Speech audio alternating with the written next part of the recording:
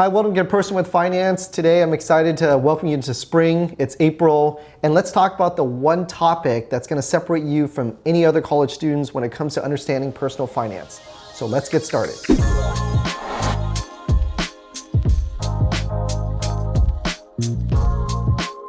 Every college student, and I think adults kind of run away from, and again, it's that topic of taxes. So when it comes to personal finance, I guess everybody's so focusing on making money, etc., but they forget about the biggest expense, which is taxes.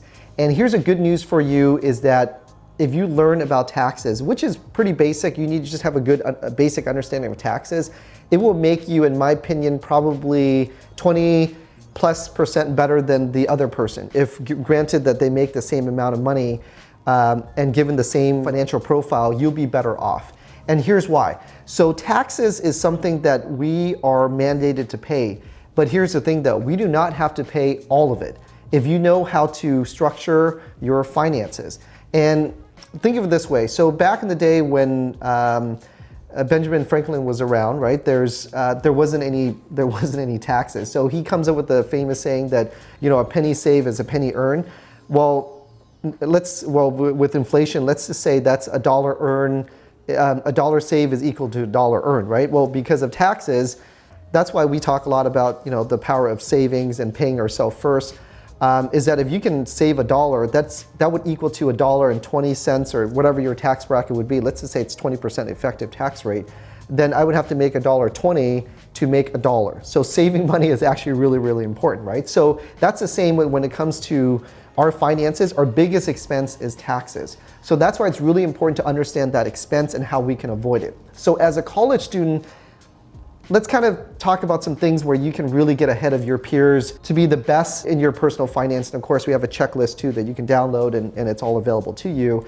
A lot of it is covered in there. But first and foremost is how we make money is how we pay tax, right? So if you work at a restaurant right now, you have some side hustle that you get a W-2 income, then obviously, the taxes is taken from there. But if you're doing something that pays you a 1099 income, then you're kind of responsible for the tax. Depends on what you have set up, right? But generally, you are fully responsible to get all the money up front and then figure out what the taxes will be.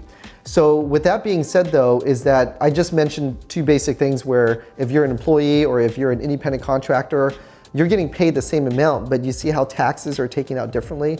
So that difference is what makes you, that's where the opportunity is, right? That's where you can see about how you can net more in your pocket at the end of the day, right? So as a college student, you have to be aware that your biggest expense is what? It's obviously your education.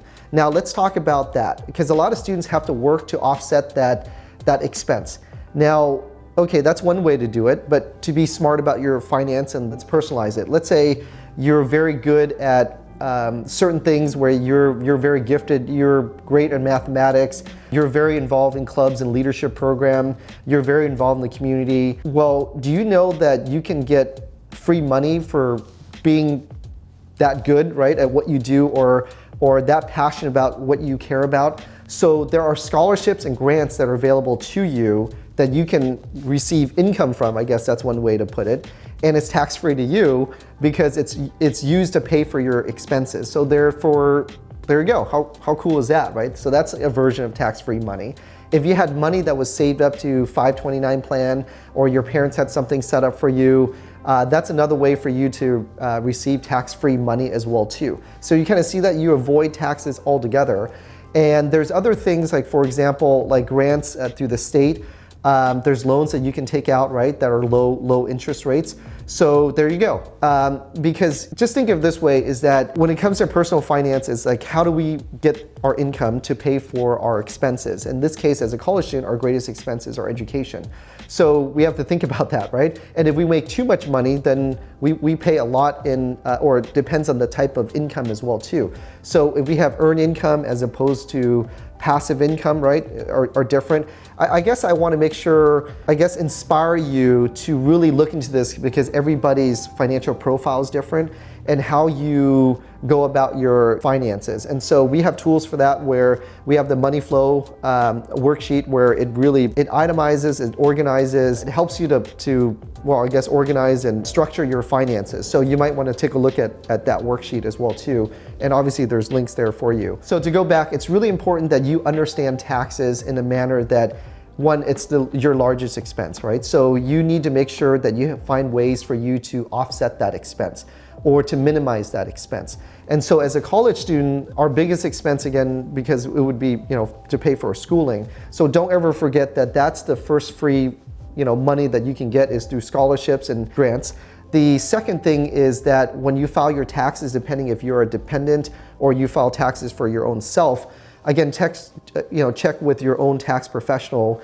I cannot give you advice directly, even though that's what I do for a living, because I'm certified to do so, but I don't know you, right? So again, join our private community. I think that's where I can help you. So besides looking at income, our tax system is so great that it has benefits. Just like for small businesses, when you start, there are benefits for small businesses and startups to have tax credit or tax savings for them to jumpstart their business and reduce their expenses, which is taxes, so they can use that to build their business and to hire people, etc. So same thing when it comes to colleges. So there's the lifetime learning tax credit, there's the American Opportunity tax credit that's available for you. Those are the two main ones.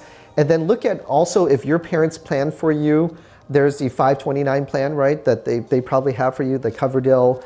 You can pull from the IRA. There's a lot of great tax benefits. The tax code, just know this, do not be intimidated by our tax code. Yes, it's thick, there's a lot to it, but there's a reason why there's a lot to it. It was designed to help businesses. Well, that's one way to look at it, is to help us, and then there's the other way to look at it is to tax us, right? But again, it's two sides of the same coin. So don't ever think that it's a bad thing. No, it's a rule book, right? So if you're doing good things, for example, you give to charity, you get a tax deduction. If you're starting a business, you get a tax deduction. If you're investing in your education, you get a tax deduction. If you're doing research and development, right, for a business, as an example, you get tax credit. So there's a lot of good things that, and same thing for you as a student, if you're doing good things, you get scholarships and grants. And if depends on what program you're in, traveling abroad, etc., there are ways for you to get tax deduction. So it's really important that you understand this and you embrace it. And again, April is Financial Literacy Month, right? Not just the tax season or the tax date that everybody dreads, which is generally April 15th. It's this year's April 18th. So again, be empowered by these opportunities to learn, and especially take this month as a great opportunity for you to learn and explore, I guess, opportunities that other people are not thinking about, such as the issue of taxes. Again, do not be intimidated by it. There's a lot of great resource that's available for you out there.